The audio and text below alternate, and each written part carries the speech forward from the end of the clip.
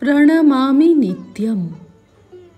সুমিত্রা মিত্র ঘোষ, পত্রিকার ২০তম বর্ষ, প্রথম সংখ্যা।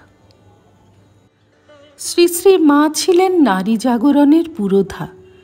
যুগত্রাতা শ্রীরামকৃষ্ণ মাকে ষোড়শী পূজা করে নারী গরিমার ধারণাকে তুঙ্গে তুলে দিয়েছিলেন।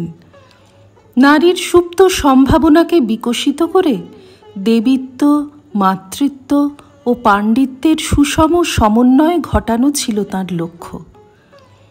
মা ঠাকুরের অসমাপ্ত কাজ পূর্ণ করতে মেয়েদের প্রকৃত প্রগতিশীল পথে এগিয়ে নিয়ে যান। জীবন বর্ণালীর ওপর অনেক আলো, অনেক রং ঝলমলিয়ে কাঁপে। মা রূপিণী সপ্ত রঙের স্পর্শে আমাদের উত্তরণ ঘটে। তাঁর নির্দেশিত অমৃত পথ অনুসরণ করে মেয়েদের গুটির থেকে বেরিয়ে প্রজাপতি হয়ে ওড়ার দিন এলো। এলো শিকল ছিঁড়ে লক্ষণ গণ্ডি থেকে বেরিয়ে আসার দিন, চৈতন্য জাগরণের দিন। কেবল পুঁথিগত বিদ্যা নয়, মা চেয়েছিলেন মেয়েরা অর্থকরী বিদ্যা শিক্ষা করে স্বাবলম্বী হোক, সঙ্গীত, সেলাই, ধাত্রীবিদ্যা ও অন্যান্য বিষয়ে পারদর্শী হোক।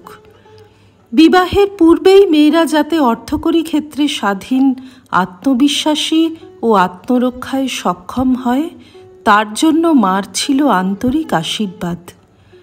নিবেদিতার স্কুলে মায়ের প্রায়ই পদধূলি পড়ত। কন্যাদের মধুর সম্ভাষণে তিনি স্নেহ জানাতেন, উৎসাহ যোগাতেন। গৌরীমা তাঁর ছাত্রীদের নিয়ে আশ্রম বিদ্যালয় গঠন করলে মা তাঁকে বলেন, মেয়েদের বুঝিয়ে দিও তারা কেবল থোড় বড়ি খাড়া আর খাড়া বড়ি থোড় করতে আসেনি। মায়ের আগ্রহেই দুর্গাপুরী দেবীর ইংরেজি পড়ার ব্যবস্থা হয়। শ্রী শ্রী মায়ের সেবিকা সরলা দেবী যখন ধাত্রীবিদ্যার পাঠ নেন, তখন সেই ব্যাপারে মায়েরও সমর্থন ছিল। মা বাল্যবিবাহের ঘোরতর বিরোধী ছিলেন। স্ত্রী শিক্ষা বিস্তারের পথে এক বিরাট প্রতিবন্ধক ছিল মেয়েদের বাল্যবিবাহ প্রথা। মার মতে সর্বাগ্রে শিক্ষার প্রয়োজন, বিবাহ তার অনেক পরে। তিনি ছিলেন খুবই বাস্তববোধ সম্পন্না। বলতেন, দেখো যেখান দিয়ে যাবে তার চতুর্দিকে কি হচ্ছে না হচ্ছে সব দেখে রাখবে, আর যেখানে থাকবে সেখানকারও সব খবরগুলি জানা থাকা চাই। যা অন্যায়, যা অমানবিক, মা চিরকাল তার প্রতিবাদ করেছেন, প্রতিবাদ করতে শিখিয়েছেন। উদ্বোধনের বাড়ির উল্টো দিকের বস্তিতে স্ত্রীকে নির্দয়ভাবে প্রহাররত পুরুষটি মায়ের ভর্ৎসনায় মাথা নত করতে বাধ্য হয়।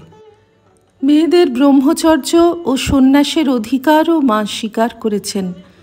তাঁর আদর্শকে অনুসরণ করে যে সন্ন্যাসিনী সংঘ গড়ে উঠেছে, সেই সংঘ সন্ন্যাসীদের নির্দেশের মুখাপেক্ষী নয়, সম্পূর্ণ স্বাধীন।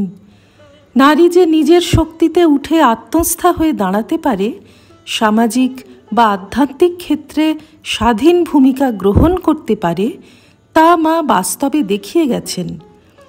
তাঁর যে যুক্তিনিষ্ঠ সংস্কার মুক্ত মানস এই নিঃশব্দ বিপ্লব ঘটিয়ে গেল, তার কাছে আগামী ইতিহাস চিরঋণী হয়ে থাকবে। শ্রী রামকৃষ্ণার্পণমস্তু।